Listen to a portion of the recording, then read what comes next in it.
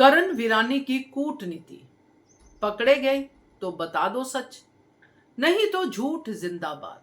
नमस्कार दोस्तों, स्वागत है आपका आपके अपने चैनल हंग्री स्पिरिट्स में। हंग्री स्पिरिट्स देख रहे सारे दर्शकों का मैं अंजू शर्मा दिल से स्वागत करती हूँ।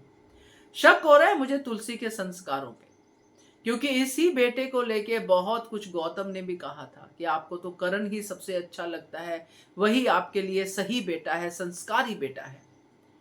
तो गौतम तो चला गया था घर छोड़ के। लगता है अब ऑडियंस को भी सोचना पड़ेगा कि तुलसी जिसको इतना संस्कारी कहती है, वो तो बहुत ही कन्वीनियंस की गेम खेलता है, कूटनीति अपनाता है, और जब झूठ पकड़ा जाता है तो सच बताता है। नहीं तो चलता रहने दो। बात करते हैं, क्योंकि कल भी कुछ ऐसा ही करण ने किया है। पहले वही निवेदन, जिन्होंने अभी तक चैनल को सब्सक्राइब नहीं किया है कर लीजिए, साथ में दोस्तों बेल आइकन दबाइएगा ताकि आपको हमारे वीडियोस के नोटिफिकेशन मिलते रहे। करण की ये कहानी डबल गेम खेलने की, दो वाइफ्स रखने की, ये कन्विंसिंग बिल्कुल नहीं है दोस्तों, बिल्कुल भी नहीं है। इधर लॉजिक क्या दिया उसने, मैंने लाइव में भी डिस्कस किया था कि अंश से शक्ल मिलती है रियो की, मगर रियो 11 साल का था। कल बोल रहे तुम 11 साल के थे बेटा, तब तुमने मुझे पापा कहा, मैंने पापा मान लिया। जब बड़ा हुआ रियो तब जाके शक्ल मिली। मगर इस बात, ये इधर का सच है जो उसने रियो को बताया कल। उधर क्या बोला उसने कि इसकी शक्ल अंश से मिलती थी तो मेरी नंदनी ट्रोमा में ना चली जाए। मेरी समझ में तो लॉजिक नहीं आ रहा है ये कि अंतर्यामी करण को कैसे पता चल गया भाई कि बड़ा होके ये अंश ही बनेगा। अंश का बेटा है, चलो ठीक है, एक कंसर्न है, भाई का बेटा है, उसको पालना है, सब कुछ करना है।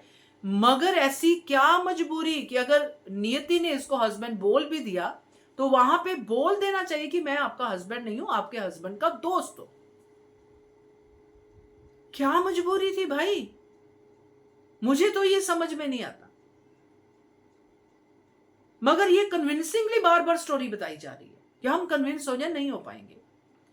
और फिर ये बात वो तब बताता है जब वो पकड़ा जाता है तुलसी के द्वारा, नंदनी के द्वारा पकड़ा जाता है। जो 11 साल का रियो आज एक्टर के तौर पे तो 50-55 का होगा, मगर एक्टर के तौर पे आज रियो कम से कम 25-26 साल का लड़का तो दिखाया ही होगा, क्योंकि इन्हीं की एज का होगा, या मैक्सिमम 30 साल का दिखाया होगा। तो कितने साल का गैप है, 15, 16, 19, 20, कितने साल का, 15, 16, 19, 20 सालों तक इसने अपनी वाइफ, अपने बच्चों को दुख में रखा, सच नहीं बताया। और जब झूठ पकड़ा गया तो सच बड़ी आसानी से उसने बता दिया कि ये सच है मेरा, मैं बड़ा दुखी हूं, मैंने कैसे मैनेज किया। और तुलसी मान भी गई कि मेरा बेटा कितना महान है। भाई ये कौन सी महानता है कि झूठ पकड़े जाने पे सच बताओ। और कल रियो के साथ भी यही किया इसने। मैं तुम्हें बताने वाला था बेटा, ये सच तो मैंने तुझे बताना ही था, आज नहीं तो कल बता ही देता। कब बताते भाई?